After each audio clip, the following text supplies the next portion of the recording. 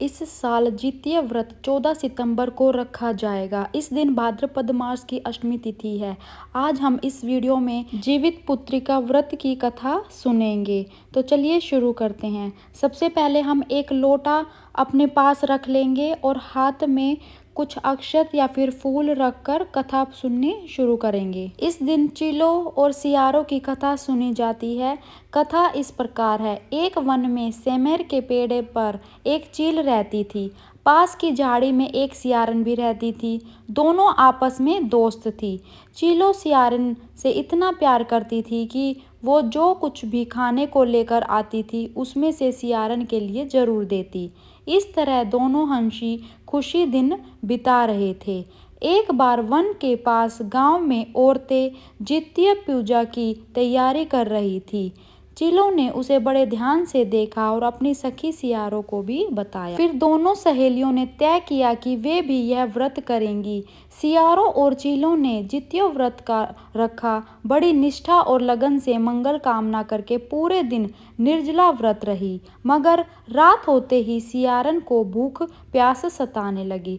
जब बर्दाश्त न हुआ तो जंगल में जाकर उसने मांस और हड्डी पेट भरकर खाया।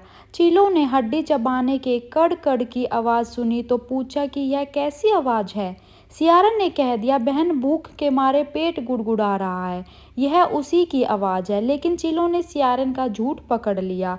उसने सियारन को खूब लताड़ा कि जब व्रत नहीं हो सकता तो संकल्प क्यों लिया था। चीलों रात भर भूखे प्यासे रहकर व्रत पूरा किया। अगले जन्म में दोनों मनुष्य रूप में राजकुमारी बनकर सगी बहनें हुई। सियारन बड़ी बहन हुई और उसकी शादी एक राजकुमार से हुई।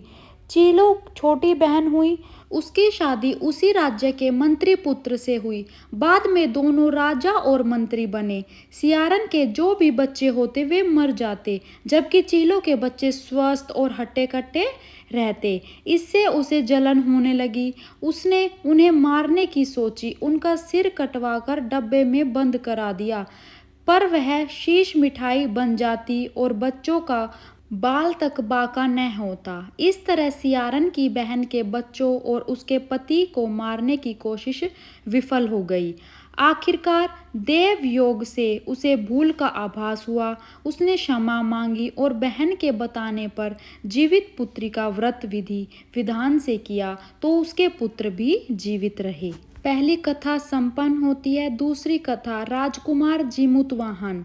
इस दिन जिमुतवाहन की भी पूजा की जाती है। कथा शुरू करते हैं। गंधर्वों के राजकुमार का नाम जिमुतवाहन था। वे सभी के परोपकार करते थे। जिमुतवाहन के पिता ने जब उनको राजपाट सौंपा, लेकिन उनका मन राजपाट में नहीं लगता था। यही वजह थी कि वह राज्य का भार अपने भाइयों को देकर वन में पिता की सेवा करने चले गए। वन में ही जिमुतवाहन को मल्यावती राजकन्या मिली। दोनों को एक दूसरे से प्रेम हो गया। एक दिन जब वन में भ्रमण करते हुए जिमुतवाहन काफी आगे चले गए, तब उन्हें एक वृद्धा विलाप करते हुए दिखी। पूछने पर वृद्धा ने रोते हुए बताया, मैं नागवंश की स्त्री हूँ, मुझे एक ही पुत्र है। पक्षीराज गरुड़ के कोप से मुक्ति दिलाने के लिए नागों ने यह व्यवस्था की है। वे गरुड़ को रोजाना भक्षण के लिए एक युवा नाग सौंपते हैं। आज मेरे पुत्र शंखचूड़ की बलि का दिन है। आज मेरे पुत्र के जीवन पर संकट है और थोड़ी देर बाद ही मैं पुत्र विहीन हो जाऊंगी। एक स्त्री के लिए इससे बड़ा दुख क्या होगा कि उसके जीते जी उसका पुत्र ना रहे। जिमुतवाहन को यह सुनकर बड़ा दुख हुआ। उन्होंने उस वृद्धा को आश्वस्त करते हुए कहा, डरो मत, मैं तुम्हारे पुत्र के प्राणों की रक्षा करूंगा। आज उसके साथ स्थान पर स्वयं मैं अपने आप को उसके लाल कपड़े में ढककर वध्यशिला पर लेटूंगा, ताकि गरुड़ मुझे खा जाए पर तुम्हारा पुत्र बच जाए। इतना कहकर जिमुतवाहन ने शंखचूड़ के हाथ से लाल कपड़ा ले लिया।